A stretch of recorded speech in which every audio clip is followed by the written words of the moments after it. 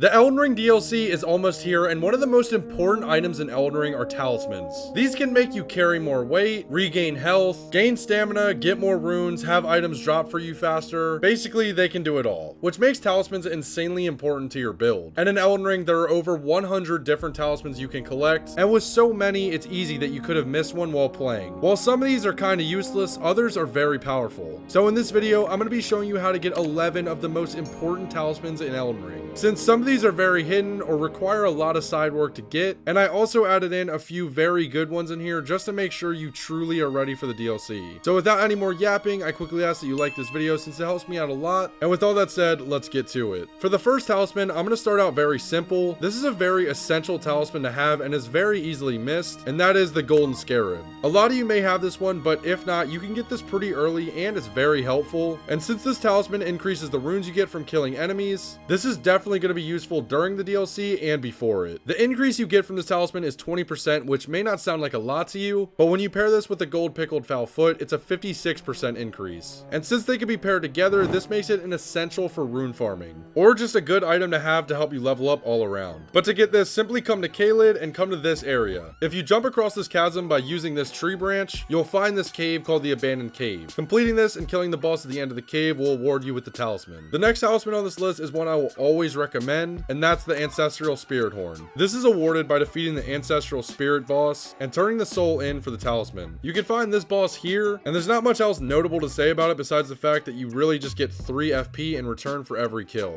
which again may not sound like a lot to you, but try to realize this was made for melee builds that used low FP Ash of Wars, and is a passive in the background that will help you get your Ash of War back. Using it like this makes it a lot better of a talisman in my opinion, and can also be paired with these 2 weapons to give you more FP back in return. You don't have to actually get the kill with these as long as the weapon is equipped, so yes, putting it on your back works. The next talisman is an absolute hidden gem in Elden Ring. You have to take a crazy route to find this one, but it makes it completely worth it when you do find it, and that is the Claw Talisman, which gives you a 15% increase in damage to jumping attacks, and when paired with Raptor's Black Feathers, which gives you an 11% increase to jumping attacks, you get a bonus of 26% damage for just simply doing a jumping attack. And with that alone, you can probably see how this is a staple to high damage builds. If you still need this talisman, this is the path that you need to take to get it.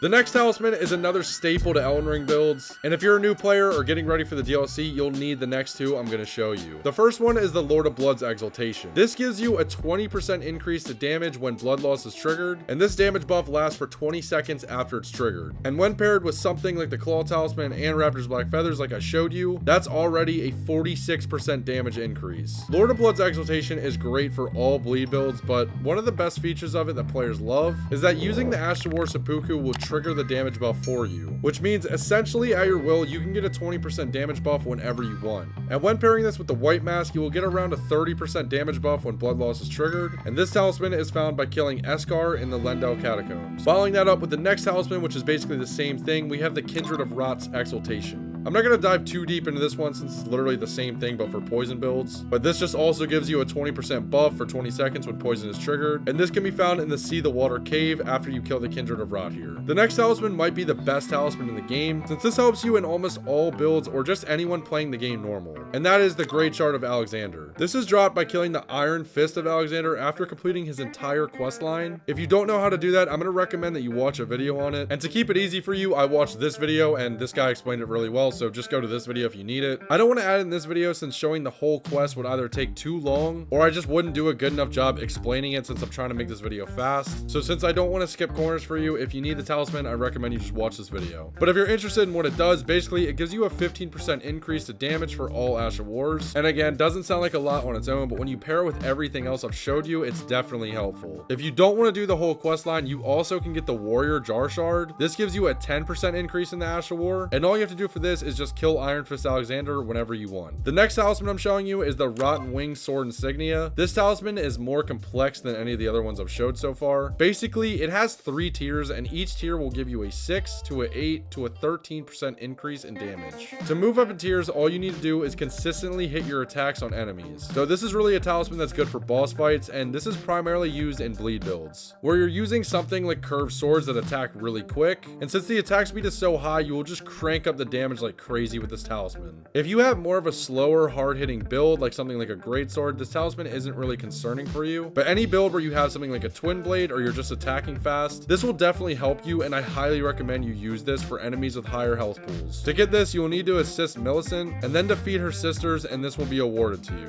For the 8th talisman I'm showing you, this goes completely with the last one, and this is Millicent's prosthesis. This also has 3 tiers and goes in a 4 to a 6 to an 11% increase in damage, and this works the same as long as you're getting repetitive hits. You'll level up the tiers, and this works really well when it's paired with Rotten Wing Sword Insignia. Just using all the simple buffs I've showed you so far in this video, you can see how easy it is to stack your numbers up just by using all the talismans I've showed you and the armor. The most simple way to get this is by killing Millicent at the Windmill Highest Grace after killing the Godskin Apostle here. And I'm gonna fire off the last few talismans at you pretty quickly because I like to keep my videos short and to the point. The first one is Carrion's Filicrete Crest. This lowers the FP cost of all Asher wards you use, and you can buy this one here. And finally, there's the Ritual Sword. This gives you a 10% increase to damage when your health is full, and you can find this in the chest behind the Demi-Human boss in the Lux Ruins. I like to keep my videos short and to the point, and if you like that, it would definitely mean a lot to me if you dropped a like. When the DLC comes out, I'll let you guys know what the new best talismans are, but until then, I'm out, bruh. Peace.